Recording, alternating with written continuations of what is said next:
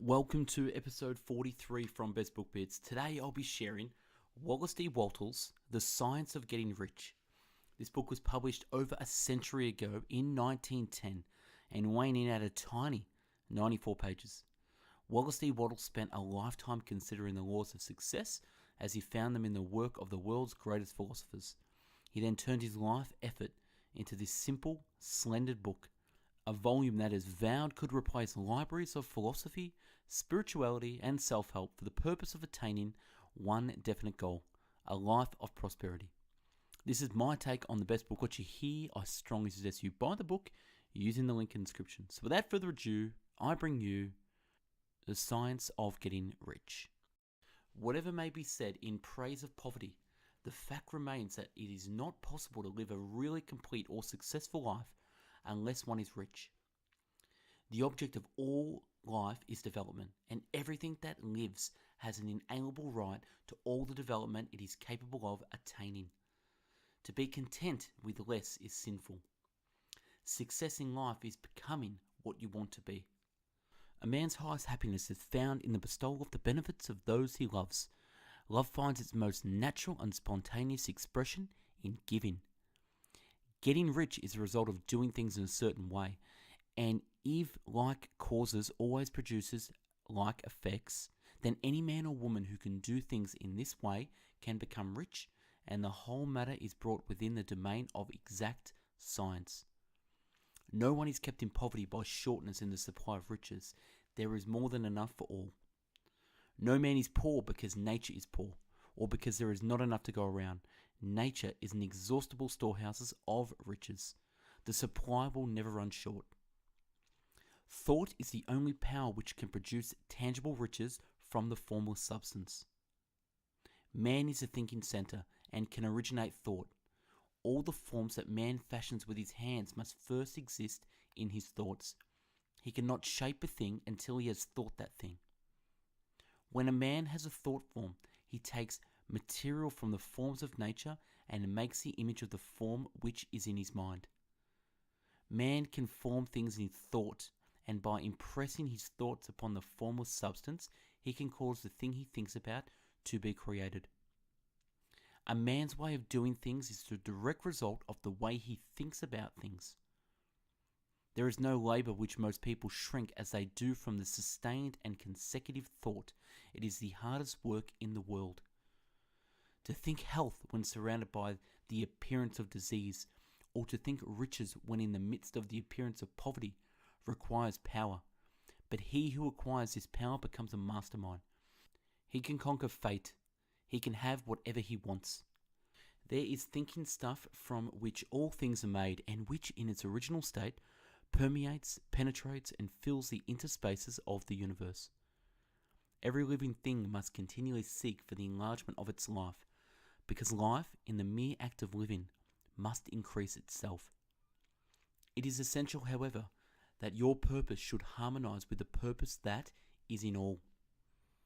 You can help others more by making the most of yourself than in any other way. You must get rid of the thoughts of competition. You are to create, not to compete for what is already created. Never look at the visible supply, but look always at the limitless riches in the formless substance, and know that they are coming to you as fast as you can receive them and use them. Give every man more in use value than you take from him in cash value.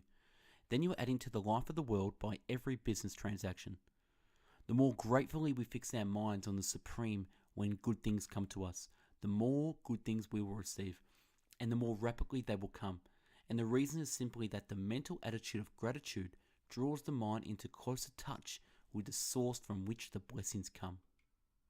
The grateful outreaching of your mind is the thankful praise of the supreme in a liberation or expenditure of force.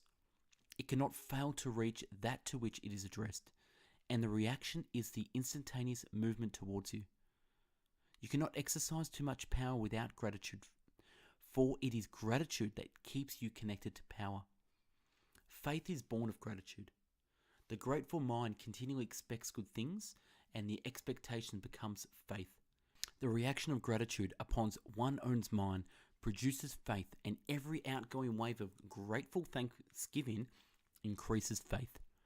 It is necessary to cultivate the habit of being grateful for every good thing that comes to you and to give thanks continuously. Whatsoever things ye ask for when ye pray, believe that ye receive them, and ye shall have them. Jesus. See the things you want as if they were actually around you all the time. See yourself as owning and using them. Make use of them in imagination just as you will use them when they are in your tangible possession. Dwell upon your mental picture until it is clear and distinct, and then take the mental attitude of ownership towards everything in that picture. Take possession of it, in mind, in the full faith that is actually yours. Hold to this mental ownership. Do not waver for an instant in the faith that it is real. If you want to become rich, you must not make a study of poverty. Things are not brought into being by thinking about opposites. People must be taught to become rich by creation, not by competition. Every man who becomes rich by competition throws down behind him the ladder by which he rises and keeps others down. By every man who gets rich by creation opens a way for thousands to follow him and inspires them to do so. Use your willpower to keep your mind off the subject of poverty and to keep it fixed on faith and the purpose on the vision of what you want. The only way in which you can assist the world is by growing rich yourself through the creative method, not the competitive one. Give your attention wholly to riches. Ignore poverty. A thought in this substance produces the things that is imagined by the thought. Man can form things in his thought, and by impressing his thought upon the formless substance, can cause the thing he thinks about to be created. In order to do this, man must pass from the competitive to the creative mind. He must form a clear mental picture of the thing he wants, hold that picture in his thoughts with fixed purpose to get what he wants, and the unwavering faith that he does get what he wants, closing his mind against all that may tend to shake his purpose, dim his vision, or quench his faith.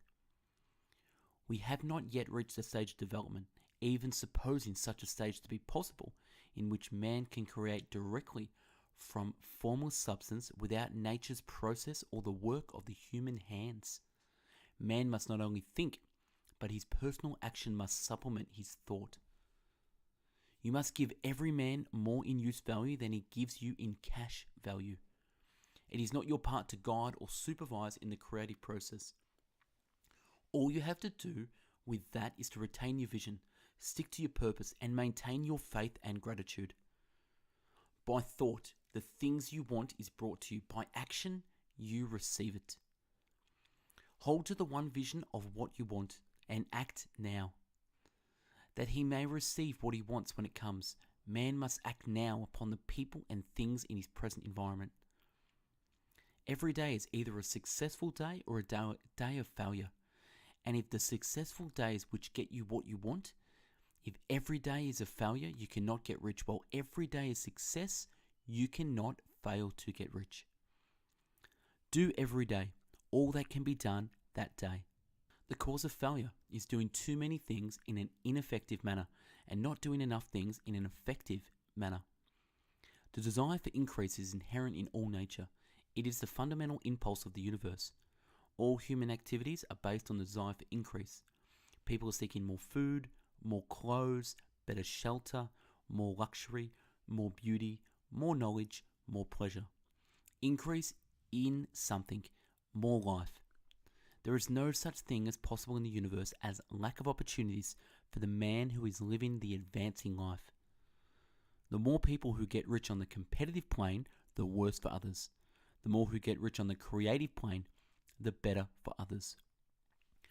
When you make a failure, it is possible because you have not asked for enough. Keep on, and a larger thing that you were seeking will certainly come to you. Man may come into full harmony with the formless substance by entertaining a lively and sincere gratitude for the blessing it bestows upon him. Gratitude unifies the mind of man with the intelligence of the substance, so that man's thoughts are received by the formless. The man who wishes to get rich must spend his leisure hours in contemplating his vision and in earnest thanksgiving that the reality is being given to him. Too much stress cannot be laid upon the importance of frequent contemplation on the mental image, coupled with the unwavering faith and the devout gratitude.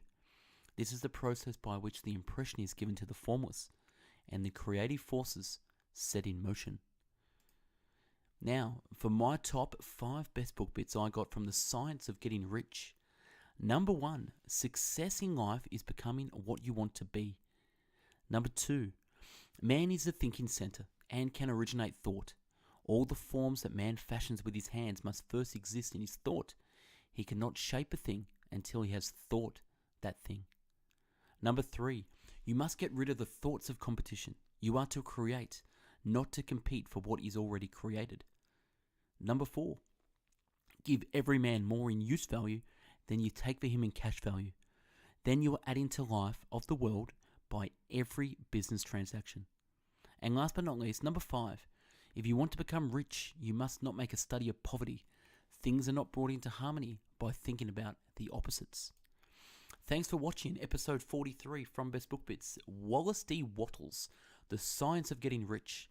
Follow us on social. Search us on Facebook, Instagram, #BestBookBits, and Twitter. If you liked the video, purchase the book on Amazon by clicking the link in the video description. Subscribe to the channel, give me feedback on what you think, and if there is a book that you want me to do a summary on, please let us know. Thanks for watching. Have a great day.